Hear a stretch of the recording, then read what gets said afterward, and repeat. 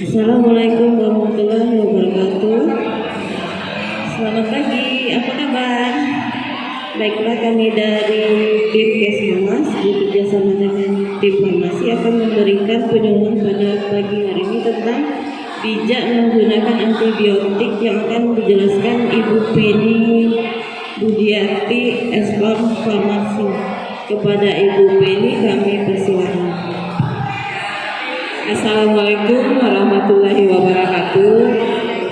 Perkenalkan, nama saya Penny Budiati. Untuk ibu-ibu atau bapak-bapak yang biasa ngambil obat di BPJS, mungkin sering ketemu saya ya. Sekarang pada kesempatan ini saya ingin berbagi sedikit informasi tentang bagaimana bijak kita menggunakan antibiotik.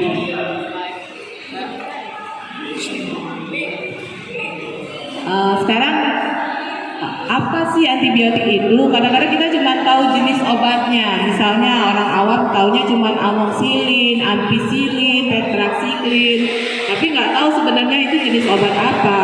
Di sini mungkin kita akan menjabarkan apa definisinya antibiotik. Antibiotik itu sebenarnya adalah obat yang digunakan untuk mencegah dan mengobati infeksi yang disebabkan oleh bakteri. Jadi kalau antibiotik dia khusus disebabkan oleh infeksi bakteri ya. Nah, antibiotik ini dia termasuk golongan obat keras, jadi dia tidak boleh kita beli sembarangan, hanya bisa dibeli dengan resep dokter. Jadi ada antibiotik juga harus kita gunakan dengan tepat, misalnya cara penggunaan, intervalnya, terus lama penggunaannya. Bagaimana cara menggunakan antibiotik yang tepat? Di sini sudah dijelaskan, antibiotik itu harus dibeli dengan resep dokter. Jadi nggak sembarangan, misalnya tiba-tiba kita sakit, ada yang panas, batu, atau diare, langsung beli antibiotik sendiri. Sedangkan kan kita tidak tahu sebenarnya penyebab penyakitnya apa. Dan itu bisa menyebabkan nanti penggunaan antibiotik yang tidak tepat. Jadi antibiotik ini bisa kita dapatkan jika kita sudah pergi ke dokter, sudah dapat resep dari dokternya. Aturan minum antibiotik itu dia juga tidak sembarangan minum. Misalnya hari ini kita minum, besok udah terasa sehat nggak mau lagi kita minum, itu juga nggak boleh. Itu yang menyebabkan resistensi ya. Kalau seandainya antibiotik digunakan minimal dia 3 hari atau 5 hari, bisa juga 7 hari. Jika kita tidak tepat, misalnya hari ini baru 2 hari kita minum, besok terasa badannya sudah enak, kita simpan sisanya, itu tidak dibolehkan. Karena penggunaan antibiotik itu sudah dijelaskan dia minumnya sesuai dengan aturan. Aturan pakai itu ada yang 1 kali sehari, ada yang 2 kali sehari, atau 3 kali sehari. Itu sesuai dengan jenis antibiotiknya. Untuk yang 1 kali sehari, misalnya kita minum hari ini penggunaan antibiotik tidak tepat sasaran, jadi dia bisa efeknya tidak tercapai. Jadi antibiotik juga harus diminumkan sampai habis. Dari dokter sudah menyebutkan, misalnya kita minum antibiotik selama 5 hari. Jadi dalam 5 hari kita harus habiskan, nggak boleh ada sisanya. Walaupun jika penyakit sudah membaik, terus seandainya nih kita punya sisa antibiotik di rumah, kita nggak boleh serahkan dengan orang yang mungkin punya gejala yang sama, karena belum tentu juga obatnya sama dan penyebabnya sama. Jadi antibiotik itu tidak boleh disimpan. Bukan untuk obat yang buat persediaan seperti kita obat penghilang nyeri atau penurun panas ya.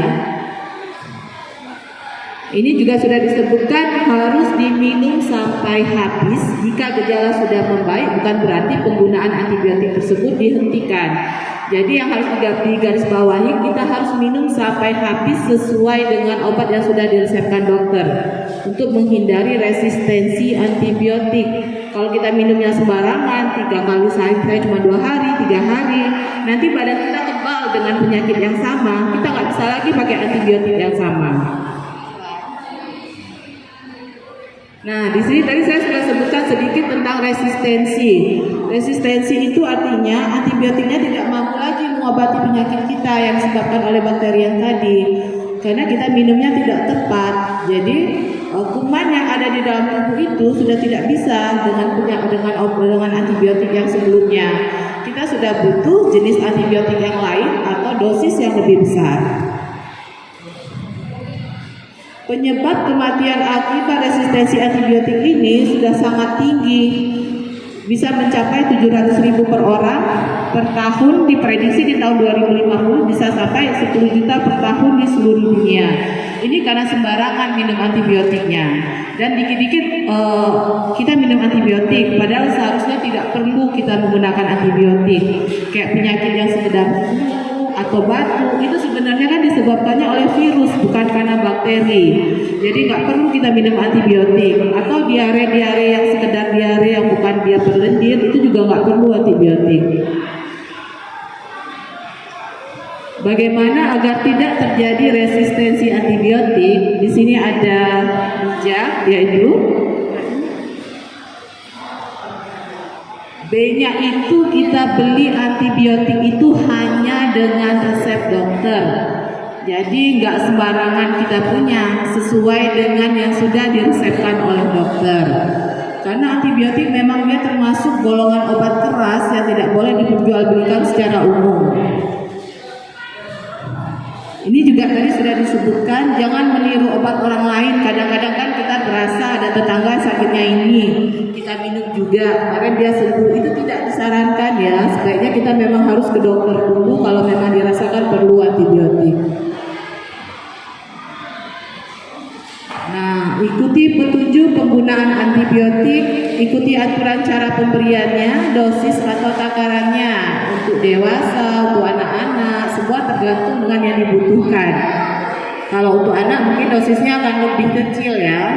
Berapa kali pemberian per hari ini? Ada yang 1 kali sehari, ada yang 2 kali sehari, ada yang 3 kali sehari. Nah, interval 1 kali sehari itu berarti per 24 jam.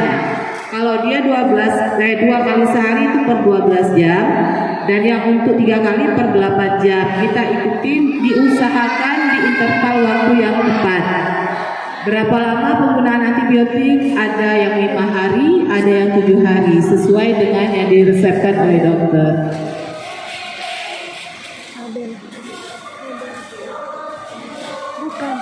Nah, di sini ada jangan buang antibiotik sembarangan. Jadi tiba-tiba misalnya bapak ibu di rumah punya sisa. Jadi ada beberapa nih, atau mungkin pas diperhatikan sudah expired ya, atau kita nggak bisa pakai. Caranya, label pada kemasannya harus kita hilangkan.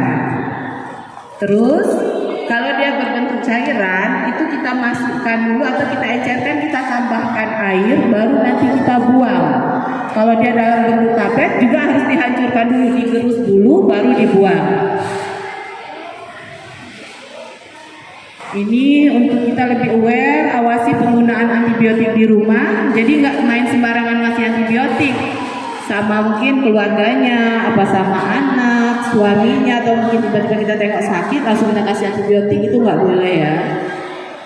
Habiskan antibiotik meskipun gejala penyakitnya sudah hilang. Gejala penyakitnya mungkin terasa kelihatan hilang, tapi sebenarnya kumannya belum benar-benar mati. Jadi harus benar-benar dihabiskan sesuai dengan yang sudah kita dapatkan dari dokter ya. Konsultasi ke dokter jika sakit kita lebih dari 3 hari, misalnya kalau batuk, demam, pilek, itu kan kita nggak perlu antibiotik, kita cuma mungkin minum obat batuk yang biasa atau misalnya minum vitamin. Tapi kalau dalam waktu 3 hari tidak juga sembuh, jadi sebaiknya kita harus pergi ke dokter untuk konsultasi. Mungkin nanti akan dokter menambahkan ada antibiotik.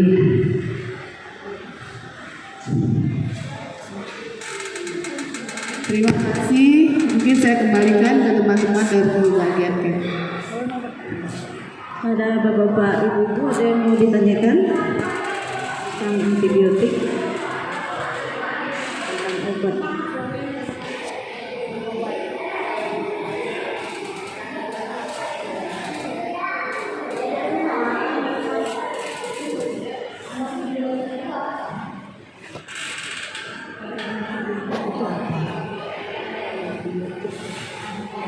Iya, terima kasih Bu. Namanya siapa?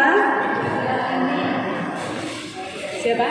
Wartini. Oh, Ibu Wardini. Ya, Ibu bertanya antibiotik itu apa? Antibiotik itu adalah obat yang digunakan untuk melawan infeksi bakteri. Jadi dia khusus untuk bakteri. Kalau misalnya Ibu flu, kalau flu itu kan dia kena virus.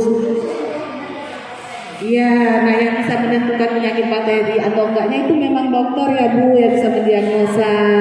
Jadi kita nggak bisa sembarangan sama antibiotik. Iya, ada yang mau tanya lagi? Terima kasih Bu.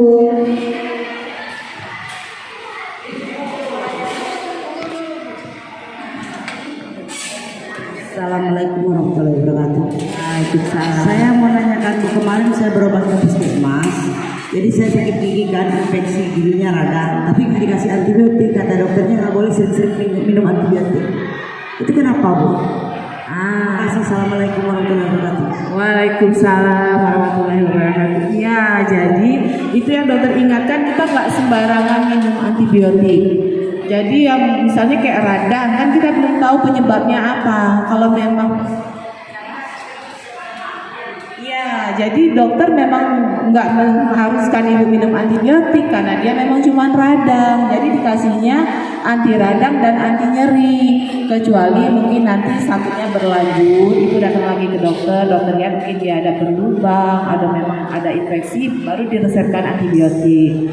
Kalau sering-sering minum antibiotik yang itu tadi akibatnya ada resistensi. Jadi kalau misalnya ibu minum amoxicillin sekarang cukup nih, nanti ibu minum teratur, kadang ada 2 kali sehari, ada cuma 2 hari, ibu lama-lama kebal, kumannya kebal sama antibiotik itu. Jadi kita harus ganti, nggak bisa lagi pakai yang itu yang menyebabkan resistensi. Jadi emang nggak boleh sembarangan ya.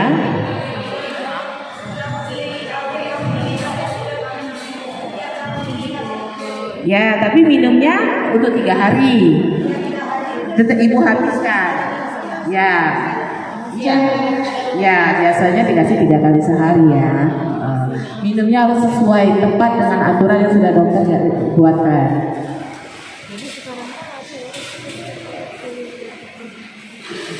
Ada lagi?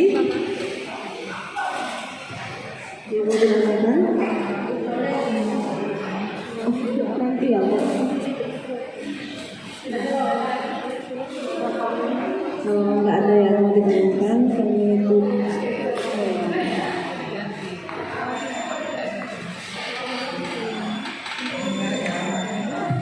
Terima kasih. Kebetulan saya memang sedang mengurus sesuatu di sini dan kebetulan juga melihat ini tentang bijak menggunakan antibiotik.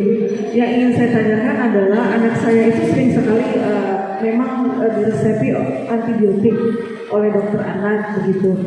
Yang saya ingin tanyakan terkait dengan penggunaan antibiotik ini, yang pertama, apakah ada efek samping terutama di bagian pencernaan atau yang lainnya begitu. Kemudian bagaimana cara menanggulanginya supaya betul antibiotik itu diperlukan, tapi efek samping itu tidak bisa dihindari, dan bagaimana cara mengatasinya. Terima kasih, itu saja. Terima kasih Bu untuk pertanyaannya. Kalau mengenai efek samping ini sebenarnya tergantung badan kita masing-masing. Ada yang timbul, ada yang enggak. Jadi kadang-kadang memang pada sebagian orang ada yang mungkin dia akan timbul ruam-ruam atau misalnya itu bisa jadi kayak alergi. Jadi kita harus konsultasikan lagi ke dokternya. Berarti dia sensitif untuk golongan obat tersebut. Mungkin bisa diganti atau nanti mungkin dokter yang akan biasanya diganti nanti. Kalau memang dia lebih sensitif sama obat tersebut. Kalau sekedar kayak saya kayak efek samping obat, ada yang bikin mual atau pusing, itu kita antisipasinya dengan mungkin dia dikasih obatnya dia makan dulu gitu. Jadi efek sampingnya nggak timbul, nggak selalu timbul efek sampingnya. Makasih ya Bu. Baiklah, kalau udah tidak ada pertanyaan lagi, semoga bisa bermanfaat tentang antibiotik ini. Jadi antibiotik ini harus dihabiskan biar cepat sembuh ya Bapak Ibu. Kami tutup dengan faedah pagi hari ini. Assalamualaikum warahmatullahi wabarakatuh.